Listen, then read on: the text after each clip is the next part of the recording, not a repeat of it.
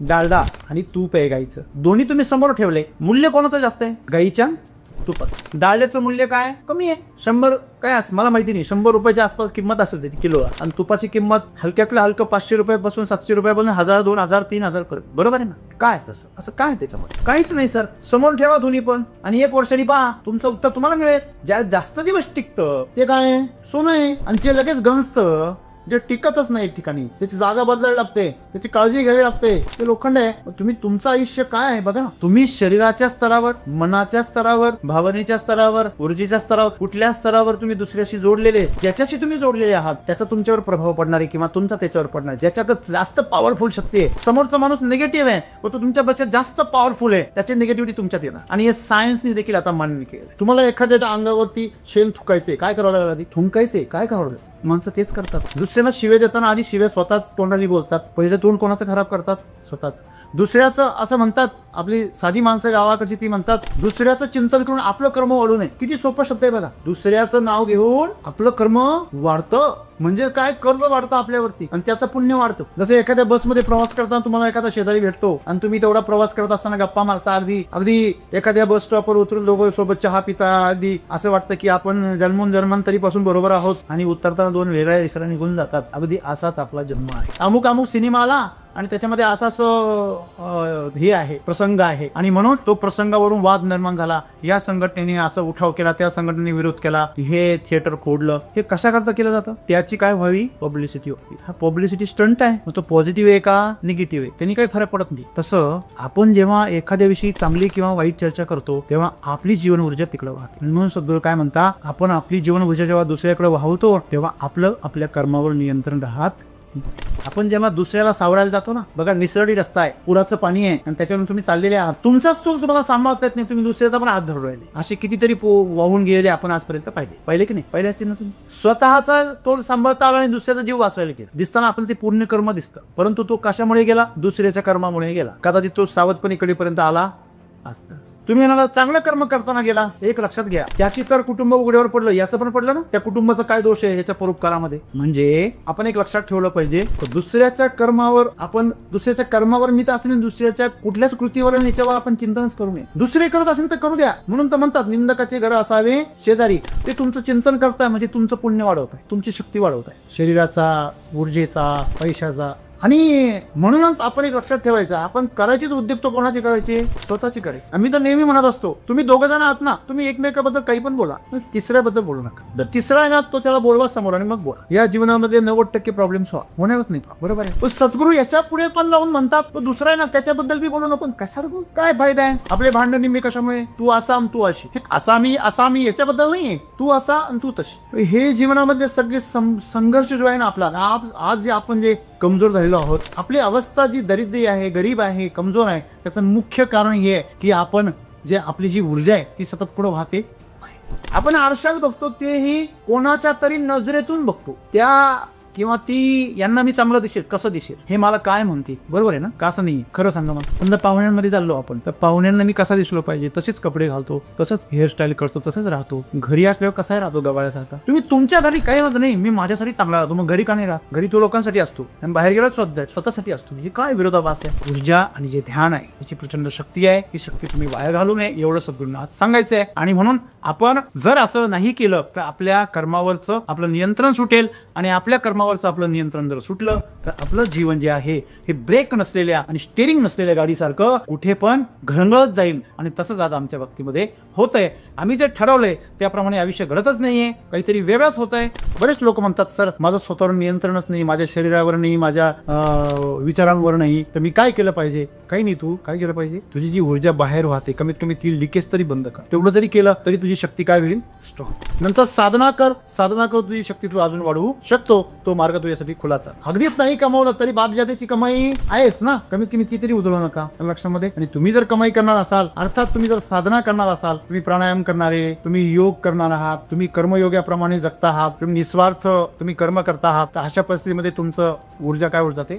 वाढतं. तुम्ही जर अपेक्षेने कर्म केलं तर संसारातली शक्ती वाढते. तुम्ही इच्छा ठेवून कर्म करा, तुमचं भौतिक बळ वाढेल. आणि तुम्ही जर इच्छा न ठेवता जर कर्म केले तर तुमचं आध्यात्मिक बळ वाढेल. तुम्हाला बळ कोणतं सोबत ठेवायचं हे तुमच्यावर सोपवलेलं आहे. म्हणून आपण सर्वांनी जर आपलं जीवन जर स्वतःच्या ताब्यात घ्यायचं असेल, आपलं जीवन जसं आपल्याला हवं तसं जर घडवायचं असेल, तर सर्वांनी पहिलं दुसऱ्यांच्या बद्दलचं जे काही चिंतन आहे, त्यांच्याबद्दल बोलणं आहे, ते काय केलं पाहिजे, पहिलं थांबवा.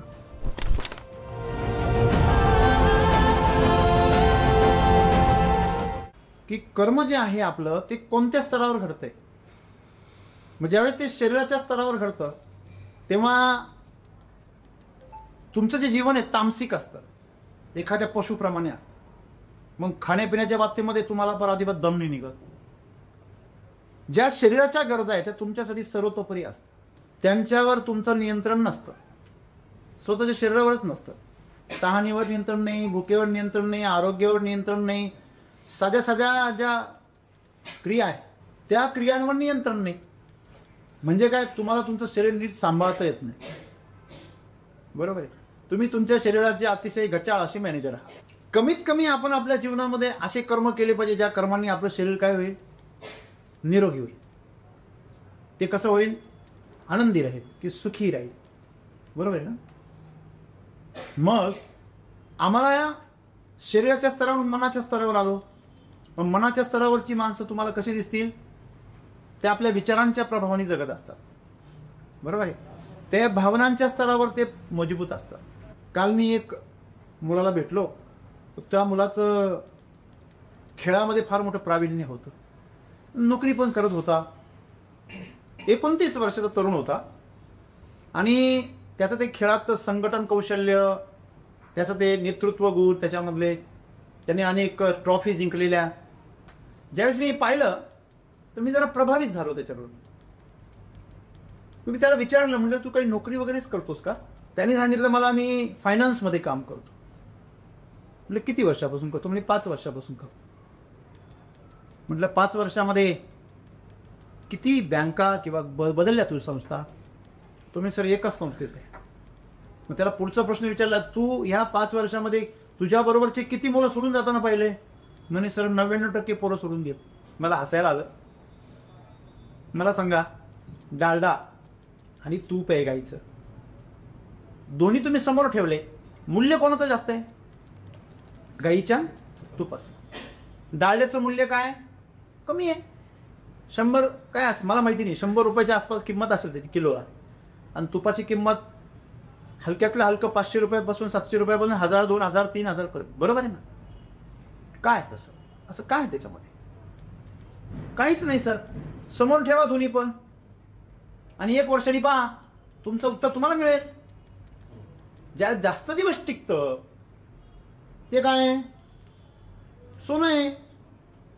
आणि जे लगेच गंजतं, जे टिकतच नाही एक ठिकाणी, त्याची जागा बदलावी लागते, त्याची काळजी घ्यावी लागते, ते लोखंड आहे. मग तुम्ही तुमचं आयुष्य काय आहे बघा ना. त्याला म्हटलं तू सोनं आहेस म्हणून टिकलास म्हणलं एक ठिकाणी. असं आहे. माणसं एका ठिकाणी काही टिकत नाही आयुष्यात. खरं ते भंगारच असतात. भंगार काय, त्याचं एक जण वापरतो 2-4 वर्ष, परत त्याचं भंगार होतं, तो विकून टाकतो, परत ते रिसायकलिंगमध्ये जातं, परत त्याचं लोखंडापासून दुसरं पदार्थ तयार होतो, परत त्याचं वस्तू बनते, परत ते भंगारमध्ये जातं. हे आयुष्यभर याचं जीवन असंच आहे भंगारामध्ये. म्हणून माणसाने कुठेतरी एक ठिकाणी टिकलं पाहिजे. ज्या मार्गाला तुम्ही गेले, ज्या कर्माच्या मार्गाला गेले, तेच कर्म करा. सद्गुरू तर हेच तर सांगताय तुम्हाला. लोकांच्या कर्माकडे कशाला, त्याच्याबद्दल लक्षच कशाला देता. तुमच्या कर्मावर नियंत्रण ठेवा ना. आज आपण यांनी सांगितलं की सर आम्ही जर संध्याकाळी झोपताना जर मागे वळून बघितलं तर 99% आमच्या दिवसभरामध्ये आम्ही दुसऱ्यांचाच विचार करत असतो, किंवा दुसरे माझ्याबद्दल काय विचार करतात ह्याचा विचार करत असतो. एक तर दुसऱ्यांचा विचार करतो, किंवा दुसरे माझ्याबद्दल काय विचार करतात ह्याचा विचार करत असतो. आणि तुम्हाला हे कळतच नाही आहे की माणसाच्या बाबतीमध्ये तुम्हाला स्वतःबद्दल किती ज्ञान आहे हे माहीत नाही. तुम्ही जर एखाद्याचा हात पकडून ठेवा बरं, एखाद्याचा हात हातामध्ये घ्या असा, पण तो तसाच ठेवा. तुम्हाला फार वेळ असं करण्याची गरज नाही. एक 2-3 मिनटं हात हातामध्ये धरायचा, त्याच्यामधले गुण तुमच्यामध्ये उतरणार, आपोआप होताना, आणि तुमचे गुण त्याच्यामध्ये जाणार. जो प्रभावी असेल तो दुसऱ्यावर आपोआप प्रभाव करणार. आपण कधी कधी म्हणतो आज मला कसं तरीच होतंय, का होतंय मला काहीच कळत नाही, मला काही खावंसं वाटत नाही, तब्येत बी चांगली आहे, सगळं चांगलं आहे. अशा वेळेस तुमचा कोणाला तरी स्पर्श झालेला असतो. आमचं एक डिस्ट्रीब्युटर आहे, त्यांनी मला किस्सा सांगितला. म्हणे सर, आपल्याकडनं सोडून गेलेला एक डुप्लिकेट कंपनीचं काम करणारा एक डिस्ट्रीब्युटर मला भेटला आणि त्याने त्याचा वाढदिवस होता म्हणून त्याला मी विश केलं. आणि त्याच्या अगोदर मी एका शेतकऱ्याची मुलाखत घेऊन आलो होतो. तर अशी सुंदर मुलाखत आली म्हणे माझी. आणि जेव्हा त्याचा हातामध्ये हात घेतला, मध्ये तो भेटला आणि त्याला बर्थडे विश केलं, फक्त हातामध्येच हात घेतला म्हणे, फक्त काय 10-20 सेकंद. पुढच्या व्हिजिटला मला काही बोलताच येईना. हो, आणि हे मी नेहमी शिकवत असतो. मला सांगा, एक गढूळ पाणी आहे, एक चांगलं पाणी आहे. तुम्ही दोघांना एकत्र केलं तर काय होणार? दोघांमध्ये तुम्ही जर पाईप जोडला तर काय होणार? एकमेकामध्ये भेसळ. या निसर्गाचा हा नियम आहे. तुम्ही शरीराच्या स्तरावर, मनाच्या स्तरावर, भावनेच्या स्तरावर, ऊर्जेच्या स्तरावर, कुठल्या स्तरावर तुम्ही दुसऱ्याशी जोडलेले, ज्याच्याशी तुम्ही जोडलेले आहात त्याचा तुमच्यावर प्रभाव पडणार आहे किंवा तुमचा त्याच्यावर पडणार. ज्याच्याकडे जास्त पॉवरफुल शक्ती आहे, समोरचा माणूस निगेटिव्ह आहे व तो तुमच्यापेक्षा जास्त पॉवरफुल आहे, त्याची निगेटिव्हिटी तुमच्यात येणार. आणि हे सायन्सने देखील आता मान्य केलं आहे. ओरा असतो, आपल्या थर्मल एनर्जी, आपल्या अवतीभोवती इलेक्ट्रोस्टॅटिक्स एनर्जी असते. जसं तुम्ही आता थंडीचे दिवस आहे ना, तुम्ही ब्लँकेट वरून घ्या. ब्लँकेट घेतल्यावरती सकाळी सकाळी तुम्ही असा हात त्याच्यावरून असा फिरवा तर तरतर अशा विजा चमकतात. तुम्ही जर चांगला अंधार करून पाहिलं तर डायरेक्ट प्रकाश पसरतो सगळीकडे. तुमचा आभाळ एवढं खाली येतं बा. तुमच्या अवतीभोवती आभाळ आहे. आभाळ आहे म्हणून आभाळ आहे, लक्षात ठेवा. काय आहे? आमा म्हणजे आमची जी ओरा असतो त्याला ओरा म्हणतात, त्याला आभाळ म्हणतात, ओरा म्हणतात इंग्लिशमध्ये. हां, ती जी एनर्जी आहे तुमची, ती जसं तुमचं शरीर रेखीव आखीव आहे ना, तशी ती एनर्जी पण आखीव रेखीव पाहिजे. ती काय होते? डिस्टर्ब होते. निगेटिव्ह एनर्जीमुळे ती काय होते? डिस्टर्ब. जसं ही काच अखंड आहे तर चांगली दिसते, तिला जर फोडलं तर काय होणार? तिला क्रॅक जाणार. जसं एखाद्या कारच्या विंडशील्डवर समोर तुम्ही जर क्रॅक गेले काचीला तर तुम्हाला समोरचं चित्र व्यवस्थित दिसणार नाही. तसं तुमचं आयुष्य होणार, तुमची एनर्जी डिस्ट्रॅक्ट होईल. आणि म्हणून मित्रांनो, सद्गुरू हे सांगतात, तुम्ही दुसऱ्यांच्या कर्मावर जेव्हा बोलायला सुरुवात करता, तुम्ही दुसऱ्याच्या कर्मावर नंतर बोलता, आधी त्याचं चिंतन करता. तुम्हाला एखाद्याच्या अंगावरती शेण थुकायचे, काय करावं लागेल? आधी थुंकायचे, काय करावं लागेल? खावं लागेल. हो, माणसं तेच करतात. दुसऱ्यांना शिव्या देताना आधी शिव्या स्वतःच तोंडाने बोलतात. पहिलं तोंड कोणाचं खराब करतात? स्वतःच. दुसऱ्याचं असं म्हणतात, आपली साधी माणसं गावाकडची ती म्हणतात, दुसऱ्याचं चिंतन करून आपलं कर्म वाढू नये. किती सोपं शब्द आहे बघा. दुसऱ्याचं नाव घेऊन आपलं कर्म वाढतं म्हणजे काय? कर्ज वाढतं आपल्यावरती आणि त्याचं पुण्य वाढतं. लोक म्हणतात, अरे हे एवढं लबाड आहे, एक नंबरचं भामटं आहे आणि त्याचं एवढं चांगलं चाललेलं आहे, तुझ्यामुळे तर चाललं बा राजा. एखादी सुंदर मुलगी एखाद्या कॉलेजमध्ये आली, तिच्याकडे कोणी पाहिलंच नाही, तुम्हाला काय वाटतं? ती घरी कशी जाईल? तिला कोणी तिच्यावर कमेंट्स नाही केली, तिच्याबद्दल कोणी काही बोललं नाही, निगेटिव्ह पॉझिटिव्ह काहीच कमेंट्स नाही केली, तर ती घरी जाताना कशी जाईल? खूप नाराज जाईल ना, जाईल की नाही?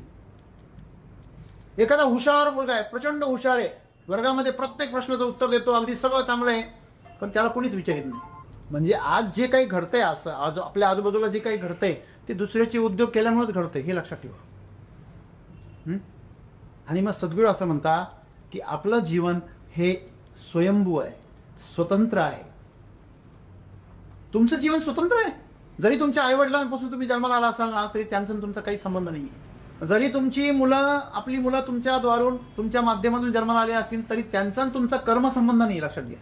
जसे एखाद्या बसमध्ये प्रवास करताना तुम्हाला एखादा शेजारी भेटतो आणि तुम्ही तेवढा प्रवास करत असताना गप्पा मारता, अगदी एखाद्या बस स्टॉपवर उतरून दोघं सोबत चहा पिता, अगदी असं वाटतं की आपण जन्मांतरीपासून बरोबर आहोत, आणि उतरताना दोन वेगळ्या दिशेला निघून जातात.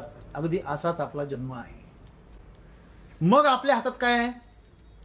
या संबंधामध्ये, या काळामध्ये स्वतःचा विकास करणं, बंधन तयार नाही करणं. आपण बंधन तयार करतो. आता आपण जेव्हा लक्ष देऊ, या सरांकडे जेव्हा मी लक्ष देतो, त्यावेळेस मी यांच्याकडे बघतो, त्यावेळेस माझी ऊर्जा कुठं वाहते? त्यांच्याकडे वाहते. याचं फार सुंदर उदाहरण महाभारतामध्ये आहे. ज्या वेळेस युद्ध संपत आलं आणि आता निर्णायक लढाई आहे दुर्योधन आणि भीमाची, त्यावेळेस गांधारीला माहित होतं की मी डोळस असून सुद्धा माझ्या अंध पतीसाठी धृतराष्ट्रासाठी मी माझ्या डोळ्यावर आयुष्यभर काय बांधली? पट्टी बांधली. का? कारण माझ्या पतींना कमीपणा वाटू नये, उणेपणा वाटू नये म्हणून मी पण डोळ्यावर पट्टी बांधली. पण मी डोळ्याची पट्टी बांधल्यामुळे माझी जी ऊर्जा आहे, दृष्टीची ऊर्जा, ती साठलेली आहे. ती प्रचंड ऊर्जा, माझी शक्तिशाली ऊर्जा आहे. जेव्हा मी माझ्या डोळ्यावरून पट्टी काढली आणि पहिल्यांदा मी ज्याच्याला बघेल ती सगळी ऊर्जा कोणाला प्रदान होईल? म्हणजे आपली लहान मुलं जशी पिगी बॅगमध्ये त्या बॉक्समध्ये ज्यावेळेस ते पैसे साचवतात एक दिवस ते फोडतात, सगळे पैसे एकदम येतात, तसाच प्रकार येतो. ऊर्जेचं पण तसंच आहे. मग ती साठवलेली जी ऊर्जा आहे ती एकदम त्या दुर्योधनाला भेटली. ही सगळी कहाणी तुम्हाला माहिती आहे, हे सत्य आहे. आईची नसती नजर जरी पडली ना लहान बाळावरती प्रेमाने पूर्ण ताकदीने, तर त्या बाळाचा निम्मा आजार तिथेच बरा व्हायचा. तुम्हाला किती जरा अनुभवी मला माहिती नाही, पण आईच्या जवळ जाऊन बसा की तुम्ही न सांगता तिने तुमच्या डोक्यावरून फक्त असा हात फिरू द्या एकदा, फक्त असा डोक्यावरून असा हात तिचा जर फिरला, असा आशीर्वाद देतात ना. का देतात? तो मराठीमध्ये फार सुंदर कविता आहे, मोडला नाही कणा फक्त लढ म्हणा. बघा लक्षात घ्या, मला मदत करू नका, फक्त आशीर्वाद द्या, फक्त कृपा पाहिजे, फक्त बस. लक्षात घ्या, ही ऊर्जा आहे सगळी. आपण एखाद्या मंदिरामध्ये एखादं शुभ कार्य करण्याच्या अगोदर आपल्या घरातल्या देवालयामध्ये जातो, देवाचं दर्शन घेतो. परीक्षेला जाताना आपण सगळेजण आपल्या आईवडिलांचं दर्शन घ्यायचो. हे काय? त्यांच्याकडनं आपण काय प्रदान करतो? ऊर्जा प्रदान करतो. म्हणजे हा सगळा जीवन काय ऊर्जेचा खेळ आहे. मग तुम्ही जिथे बघता, जिथे स्पर्श करता, जिथे तुम्ही तुमचं ध्यान लावता, ज्याचं चिंतन करता, तिथे तुमचे प्राण तिकडे वाहत असतात. तुमची बॅटरीची चार्जिंग तिकडे चालू असते, डिस्चार्ज होत असते ती. मग तुम्ही विचार करा, तुम्ही जेव्हा दुसऱ्याबद्दल बोलता, तेव्हा दुसऱ्याच्या कर्माबद्दल बोलता, तेव्हा तुमची ऊर्जा कोणाला शक्ती प्रदान करते? त्याच्या कर्माला. सगळे लोक बघा, गावाकडे बघा, असा हे नालायक येत हो राजकारणी, हे अमके येत हो. तू नालायक म्हण नाही तर चांगला म्हण, तू म्हणतोय ना. बघा, पैसे चोरी करून येऊ द्या, नाही तर कष्ट करून येऊ द्या, त्याचा फायदा तर होणारच आहे ना. हॅलो, जर मी जाड कातलीचा आहे, मला काय फरक पडतो चोरी करून आली की कष्ट करून आले? तसं तुम्ही हल्लीच्या काळामध्ये पाहिलं असेल, एखादा सिनेमा जर लॉन्च व्हायचा असेल ना, त्याच्यामध्ये कॉन्ट्रोवर्सीज तयार करतात, म्हणजे वादविवाद होईल अशा प्रकारचे वक्तव्य.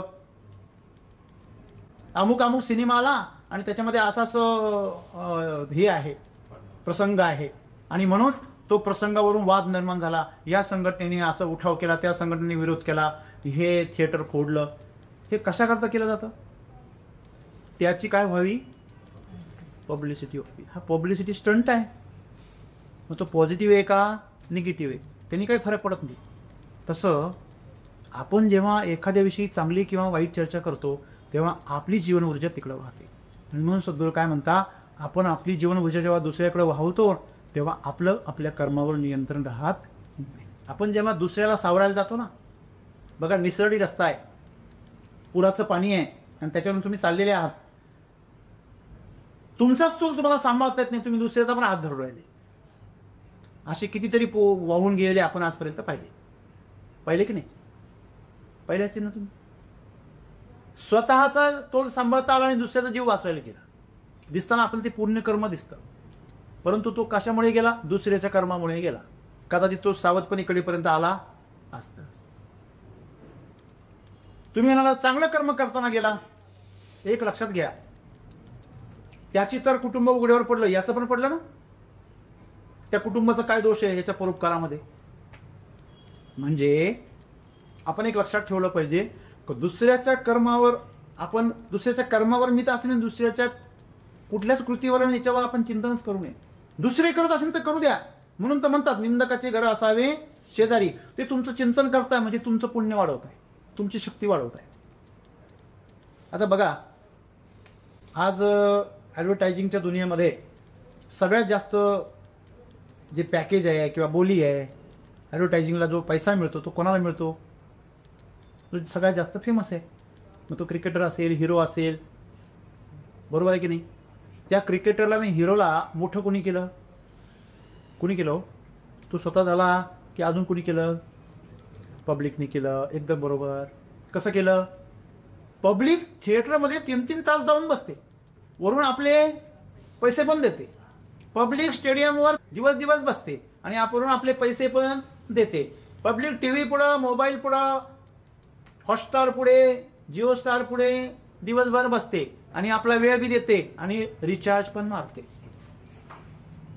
कळलं का सगळ्यांना? म्हणजे हे जे वेळ लोक देतात, हे जे लक्ष घालतात आणि जे ध्यान देतात ना, खरी ताकद पैशाची पण नाही आणि वेळेची पण नाही. खरी ताकद कशाची आहे? ध्यान देतात. ध्यान, त्यांच्याकडे ध्यान आहे आणि तीच त्यांची ताकद आहे. ज्या दिवशी त्यांच्याकडचं ध्यान हटलं त्या दिवसापासून त्यांचा ब्रँड काय होतो? झिरो. जर सांसारिक जीवनामध्ये असं असेल तर पारमार्थिक जीवनामध्ये पण असंच आहे. पारमार्थिक जीवनामध्ये तुम्ही ज्यावेळेस दुसऱ्याकडे लक्ष देता त्यावेळेस तुमच्या जीवनातला पैसा पण जातो, तुमच्या जीवनामधला वेळ पण जातो. जे जीवन आहे, वेळ म्हणजे जीवन आहे. आणि तिसरी गोष्ट म्हणजे तुमच्या जीवनामध्ये सर्वात मोठी तुमची ऊर्जा पण खर्च होते. आपण म्हणतो ना, माणसाने रिकामं बसावं पण लोकांचे उद्योग करू नये.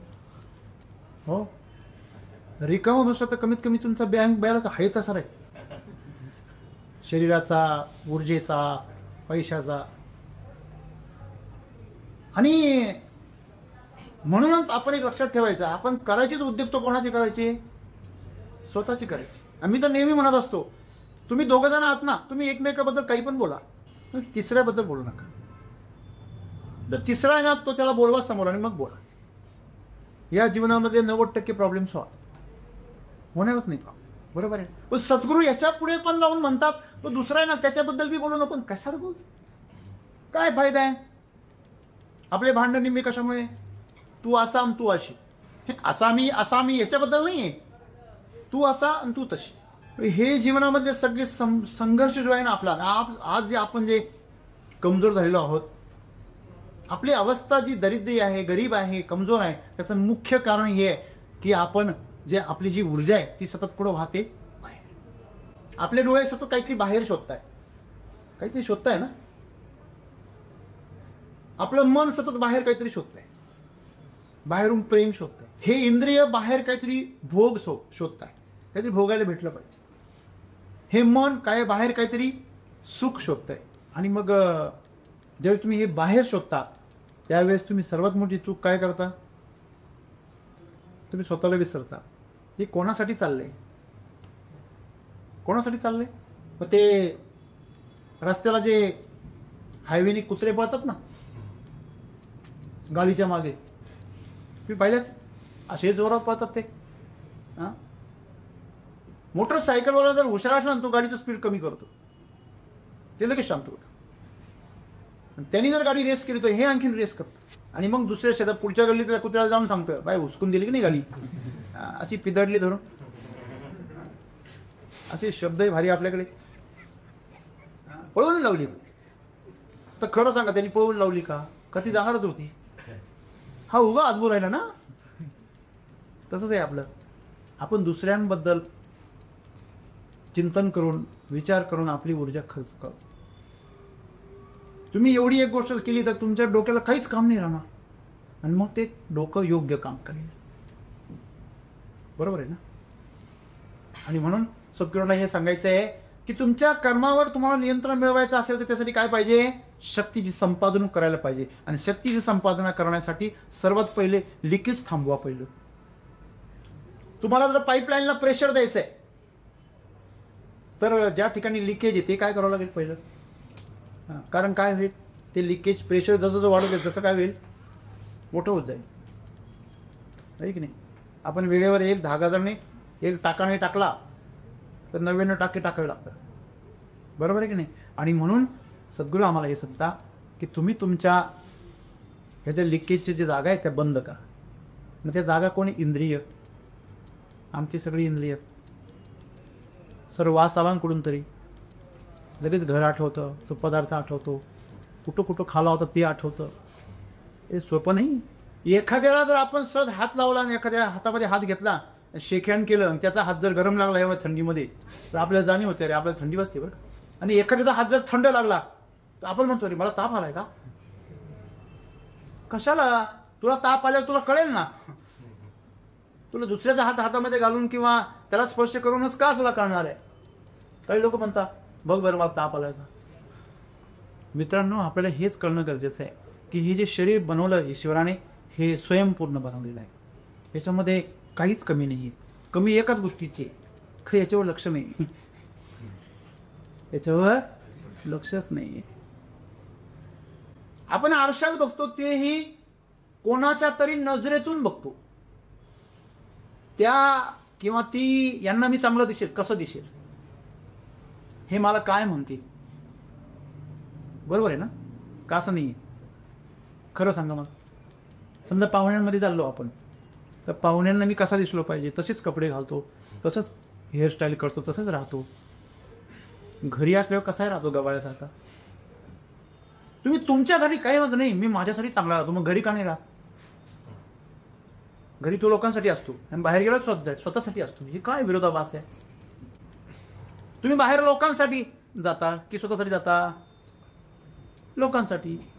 तेव्हा काय म्हणता, नाही मी स्वतःसाठी चांगला राहतो, बरोबर आहे, मला आनंद वाटतो. तुला बाहेर काय लोक आरसा घेऊन उभे राहिले का?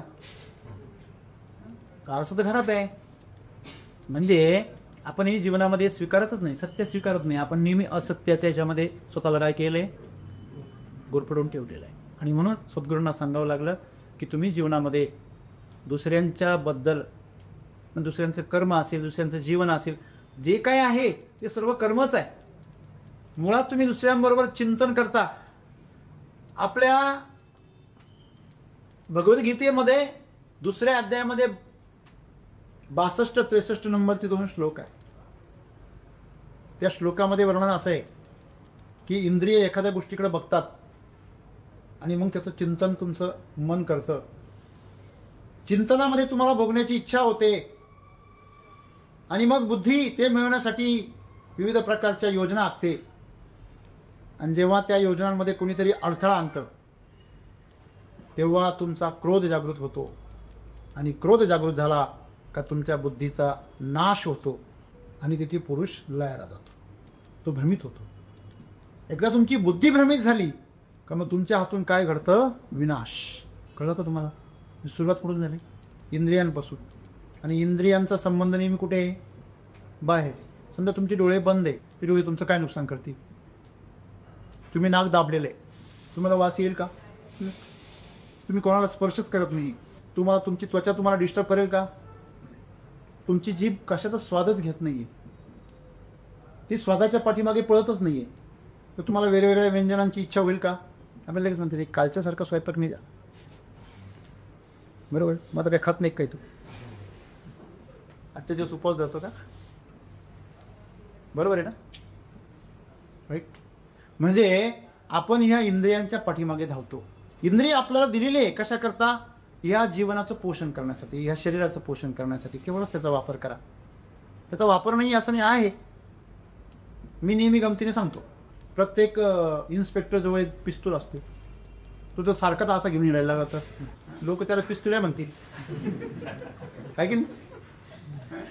असे. आणि म्हणजे गरज आहे तेव्हा काढणं बाबा, तो पण ठेव ना आतमध्ये. नाही तर सॉंग असतं बघा यात्रेमध्ये, जेव्हा त्यावेळेस ते एखादा तलवार कोण असतो, असं तो सूत्रधार, तो सारखा असाच फिरत असतो. तलवार तो खाली मागं करतच नाही. म्हणजे तुम्हाला दिलेली जी काही इंद्रिय आहेत ही शस्त्र आहेत, त्यांचा गरजेप्रमाणे वापर करा. इतर वेळेस ते म्यानामध्ये ठेवा. हेच सद्गुरू आम्हाला सांगताय. आणि ते म्यानामध्ये ठेवा आणि तुम्ही संपूर्ण तुमचं लक्ष आहे ते कशावर केंद्रित करा? तुमच्या स्वतःच्या कर्मावर लक्ष. तुम्ही जेव्हा स्वतःच्या कर्मावर लक्ष ठेवाल तेव्हा तुम्हाला ते सगळं बघा, लक्ष दिलं की ते कंट्रोलमध्ये येतं का नाही? तुम्हाला अजून तुमच्या नजरेची ताकदच माहिती नाही. मी तुम्हाला एक प्रयोग सांगतो. म्हणजे तुम्ही तेवढे शक्तिशाली असाल, स्वच्छ अंतःकरणाचे असाल, कुठल्या तरी उंच इमारतीच्या मजल्यावरती गॅलरीमध्ये उभे राहा आणि रस्त्याने जाणाऱ्या माणसांकडे बघा. कुठल्याही एका माणसाकडे स्थिर नजरेने बघा, त्याच्या मागच्या भागावर इथं लक्ष केंद्रित करा आणि एक टक त्याच्याकडे 3 मिनिटं बघत राहा. तो आपोआप तुमच्याकडे वळून बघेल. एवढ्या सगळ्या गर्दीतून तो माणूस तुमच्याकडे वळून बघेल. ते कॉलेजमध्ये पोरं म्हणतात ना पलट, तो ह्याच सायकोलॉजीचा भाग. त्याच्यामध्ये काही जादू नाही. त्यांना असं वाटतं हे आता जमलं आपलं सूत्र, तू सगळ्यांकडे लक्ष देतं, सगळ्यांबरोबर जमेल. सायन्स आहे त्याच्या पाठीमागे, ऊर्जा आहे, चेतन आहे. सर तुम्ही किती गर्दीमध्ये तुम्ही बघत राहा, एक ठिकाणी बघत राहा, तो माणूस आपोआप तुमच्याकडे बघायला लागतो. बरोबर आहे ना? त्याला जाणवतं ते ऊर्जा आणि जे ध्यान आहे त्याची प्रचंड शक्ती आहे. ही शक्ती तुम्ही वाया घालू नये एवढं सद्गुरूंना आज सांगायचं आहे. आणि म्हणून आपण जर असं नाही केलं तर आपल्या कर्मावरचं आपलं नियंत्रण सुटेल. आणि आपल्या कर्मावरचं आपलं नियंत्रण जर सुटलं तर आपलं जीवन जे आहे हे ब्रेक नसलेल्या आणि स्टेरिंग नसलेल्या गाडीसारखं कुठे पण घरंगळत जाईल. आणि तसंच आज आमच्या बाबतीमध्ये होतंय. आम्ही जे ठरवलंय त्याप्रमाणे आयुष्य घडतच नाहीये, काहीतरी वेगळंच होतंय. बरेच लोक म्हणतात सर माझं स्वतःवर नियंत्रणच नाही, माझ्या शरीरावर नाही, माझ्या विचारांवर नाही, तर मी काय केलं पाहिजे? काही नाही. तू काय केलं पाहिजे? तुझी जी ऊर्जा बाहेर वाहते कमीत कमी ती लिकेज तरी बंद कर. तेवढं जरी केलं तरी तुझी शक्ती काय होईल? स्ट्रॉंग. नंतर साधना कर तुझी शक्ती तू अजून वाढवू शकतो. तो मार्ग तुझ्यासाठी खुलाच आहे. आलं लक्षामध्ये? आणि म्हणून बघा आपली बापजातीची पण कमाई असते आणि आपण पण कमवतो ना. अगदीच नाही कमवलं तरी बापजातीची कमाई आहेच ना. कमीत कमी ती तरी उधळू नका. लक्षामध्ये? आणि तुम्ही जर कमाई करणार असाल, अर्थात तुम्ही जर साधना करणार असाल, तुम्ही प्राणायाम करणारे, तुम्ही योग करणार आहात, तुम्ही कर्मयोगाप्रमाणे जगता आहात, तुम्ही निस्वार्थ तुम्ही कर्म करता आहात, तर अशा परिस्थितीमध्ये तुमचं ऊर्जा काय होत जाते? वाढत. तुम्ही जर अपेक्षेने कर्म केलं तर संसारातली शक्ती वाढते. तुम्ही इच्छा ठेवून कर्म करा, तुमचं भौतिक बळ वाढेल. आणि तुम्ही जर इच्छा न ठेवता जर कर्म केले तर तुमचं आध्यात्मिक बळ वाढेल. तुम्हाला बळ कोणतं सोबत ठेवायचं हे तुमच्यावर सोपवलेलं आहे. म्हणून आपण सर्वांनी जर आपलं जीवन जर स्वतःच्या ताब्यात घ्यायचं असेल, आपलं जीवन जसं आपल्याला हवं तसं जर घडवायचं असेल, तर सर्वांनी पहिलं दुसऱ्यांच्याबद्दलचं जे काही चिंतन आहे, त्यांच्याबद्दल बोलणं आहे, ते काय केलं पाहिजे? पहिलं थांबवा. धन्यवाद.